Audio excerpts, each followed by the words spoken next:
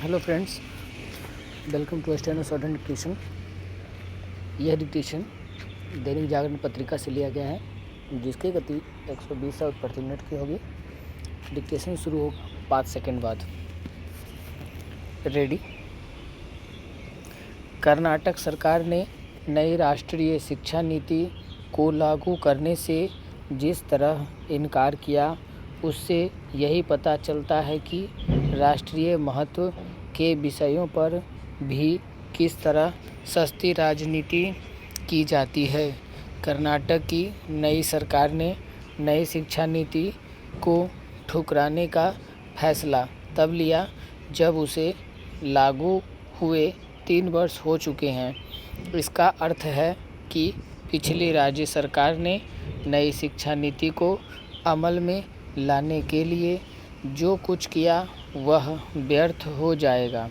इससे समय और संसाधन की बर्बादी ही होगी, क्योंकि कर्नाटक सरकार रातों रात अपनी शिक्षा नीति तैयार नहीं कर सकती। कर्नाटक सरकार के फैसले पर केंद्रीय शिक्षा मंत्री धर्मेंद्र प्रधान ने यह उचित ही कहा कि नई शिक्षा नीति को राजनीतिक चश्मे से देखा जा रहा है।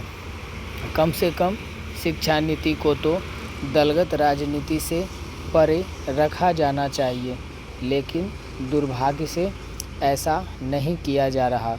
यह तब है जब 3 वर्ष पहले जारी नई शिक्षा नीति की प्रशंसा कांग्रेस के कई नेताओं ने भी की थी।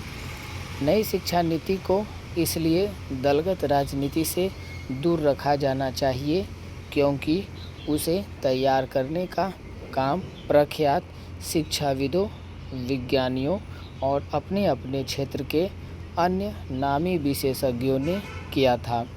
कर्नाटक सरकार के पहले बंगाल, तमिलनाडु और केरल की सरकारें भी नई शिक्षा नीति पर आपत्ति जता चुकी हैं। हैरत नहीं कि कर्नाटक सरकार के फैसले के बाद हिमाचल प्रदेश की नई सरकार भी राष्ट्रीय शिक्षा नीति का विरोध करने के लिए आगे आ जाए, क्योंकि कर्नाटक सरकार ने उसके समक्ष यह प्रश्न तो खड़ा ही कर दिया है कि जब हम नई शिक्षा नीति का विरोध कर रहे हैं तब आप उसे कैसे अपना सकते हैं। जो भी हो, शिक्षा नीति पर संकीर्ण राजनीति छात्रों के साथ साथ देश के भविष्य से भी खिलवाड़ है। यह सही है कि शिक्षा समवर्ती सूची का विषय है और राज्य सरकारें केंद्र की ओर से तैयार की गई नई शिक्षा नीति में कुछ संशोधन परिवर्तन कर सकती हैं, लेकिन इसका कोई औचित्य नहीं कि वे उसे सिरे से खारिज कर दें या फिर उसके प्रावधानों के उलट प्राविधान बनाएं।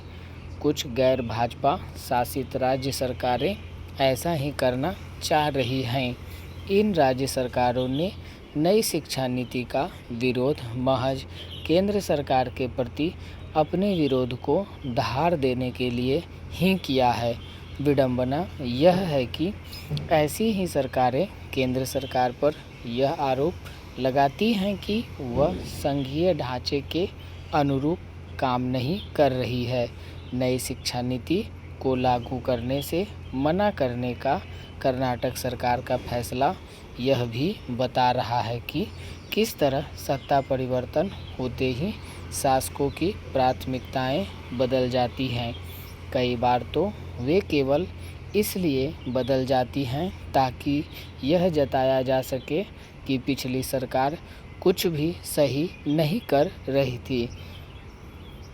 कानून व्यवस्था पर उठते सवाल के बीच पुलिस ने सोमवार को एक महत्वपूर्ण बैठक की। इसमें राज्य के डीजीपी आरएस भट्टी ने लंबित मामलों को निपटाने के लिए कई महत्वपूर्ण निर्देश दिए। वरीय अफसरों की जवाबदेही तय करते हुए कहा है कि बड़े मामले वह खुद ही संभालें। उम्मीद की जानी चाहिए कि इससे राज्य की कानून व्यवस्था की स्थिति पर जो सवाल उठ रहे हैं उन पर विराम लग जाएगा। मामले तेज़ी से निष्पादित होंगे। अफसरों की सहभागिता बढ़ने से बड़े मामलों में सही तरीके से अनुसंधान होगा। वास्तविक दोषी पकड़े जाएंगे और पीड़ित को न्याय मिलेगा। यह जरूरी भी है, वरना बड़े मामलों को निपटाने के प्रति पुलिस का रवैया असंवेदनशील बना रहेगा और पुलिस की नाक कटती रहेगी।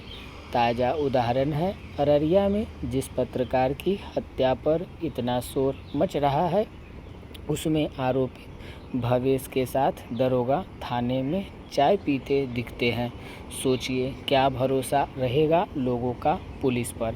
जिस भवेश को पुलिस ने पत्रकार विमल की हत्या के आरोप में गिरफ्तार किया है, उस पर पूर्व में भी हत्या, लूट और डकैती का मामला दर्ज है।